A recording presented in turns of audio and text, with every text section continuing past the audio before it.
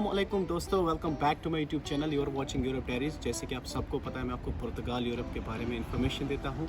आज की वीडियो में जो है मैं आपको लाइव दिखाऊंगा कि यहाँ पे पुर्तगाल में आपको सैलरी कितनी मिलती है, क्योंकि बहुत सारे मेरे दोस्त मुझे इंस्टाग्राम पे मैसेज कर रहे थे कि भाई अगर हम पुर्तगाल आते हैं तो पुर्तगाल में आने के बाद हमें एक्चुअल सैलरी कितनी मिलती है, क्योंकि एजेंट लोग जो है उन्हें 1500-1600 बता रहे हैं, कहीं किसी और जगह से इन्फॉर्मेशन मिल रही है 2000 यूरो तक। तो आज की वीडियो में मैं आपको अपनी सैलरी स्लिप दिखाऊंगा। जब मैं स्टार्टिंग में यहाँ आया था तो मैंने एज ए रिसेप्शनिस्ट यहाँ पे जॉब किया था, क्योंकि मेरा थोड़ा बैकग्राउंड होटल मैनेजमेंट से भी है।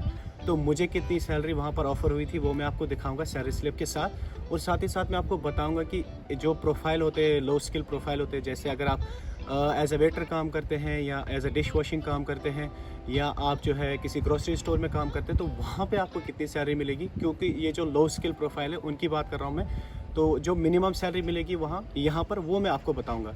क्योंकि मिनिमम सैलरी जो पुर्तगाल का लॉ है उसके अकॉर्डिंग आपको 705 यूरो मिनिमम सैलरी यहाँ पर एम्प्लॉयर जो है, जो आपका पैट्रॉन है, जो आपका बॉस है, उनको ऑफ़र करनी है 705।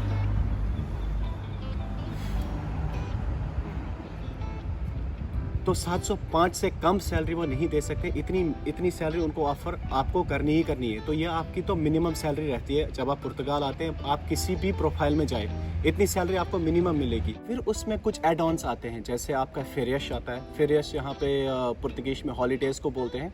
जैसे बैंक हॉलीडेज़ होती है, गवर्नमेंट हॉलीडेज़ होती है, वो पेड होती है।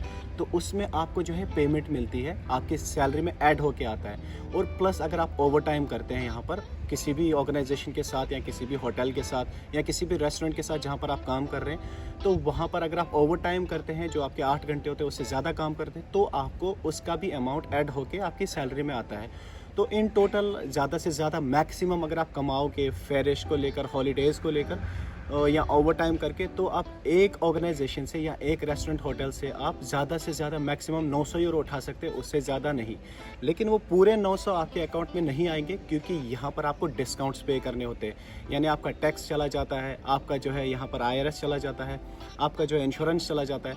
तो जब भी आपकी सैलरी आती है, अगर आप फॉर एग्जांपल 900 आई है, तो उसमें से आपका IRS कटेगा, उसमें से आपका टैक्स कटेगा, उसमें से आपका जो इंश्योरेंस कटेगा। जो बाकी सैलरी बचेगी वो आपके अकाउंट में क्रेडिट होगी। जैसे आप मेरे स्क्रीन पे देख रहे होंगे, ये जो मेरी सैलरी है, ये इन टोटल 850 मुझे ऑफ़र की गई थी, क्योंकि मैंने एज एन इंटर्नशिप काम किया था स्टार्टिंग में। तो मुझे ये मैक्सिमम सैलरी ऑफ़र की गई थी 850। इसमें से मेरे जो है डिस्काउंट्स करते हैं, और डिस्काउंट्स कटने के बाद जो मेरी सैलरी आती है वो कुछ इस तरह से आती है, जैसे आप नीचे देख रहे हैं 700 समथिंग। क्योंकि ये फर्स्ट मंथ की सैलरी स्लिप है। जब मैंने वहाँ पे ज्वाइन किया था तो मुझे इतना ऑफर हुआ था, विदाउट हॉलीडेज़ था ये, और विदाउट फूड अलाउंस था, क्योंकि यहाँ पर बहुत सारी ऑर्गेनाइजेशन फूड अलाउंस भी देती है, और जो मतलब आपको खाना वहाँ पे नहीं देते, वो आपको जो है पेड देते हैं। जैसे 4 यूरोज़ देते हैं, 5 यूरोज़ देते हैं, तो वो भी आपकी सैलरी में ऐड होके आता है। अगर आप 2 जॉब करते हैं, क्योंकि लोग यहाँ पर क्या करते हैं, एक जॉब को छोड़कर एक पार्ट टाइम जॉब कर लेते हैं, तो फुल टाइम पार्ट टाइम में आप 250-300 तक उठा सकते हैं। तो टोटल मिला के फिर आपकी सैलरी जो बनती है वो 1150 या 1000 के करीब बन जाती है।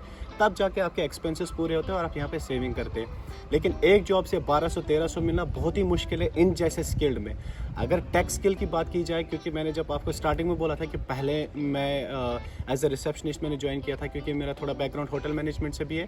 बट अभी मैंने जॉब स्विच करी है, तो माशाल्लाह अभी बहुत अच्छी सैलरी है, तो मुझे 2 जॉब करने की ज़रूरत नहीं पड़ती है। लेकिन फिर भी अपने एक्सपेंसेस कवर करने के लिए मैं 2 जॉब करता हूँ यहाँ पर, तो एक्स्ट्रा इनकम आ जाती है। लेकिन टेक स्किल्स में आपको बहुत अच्छी सैलरी मिलती है, इनफैक्ट 1300-1400 तक भी। तो दोस्तों, अगर आप पुर्तगाल आते हैं तो पुर्तगाल में इतना ही आप एक्सपेक्ट करें, इससे ज़्यादा एक्सपेक्ट ना करें। जो लोग आपको बोलते हैं 1100-1200 मिलेगी, तो भाई वो बहुत ही सफ़ेद झूठ बोल रहे हैं। ऐसा कुछ नहीं मिलेगा आपको पुर्तगाल में। इतनी मिनिमम सैलरी और मैक्सिमम सैलरी जो मैंने आपको दिखाई वही आप उठा सकते हैं यहाँ पर।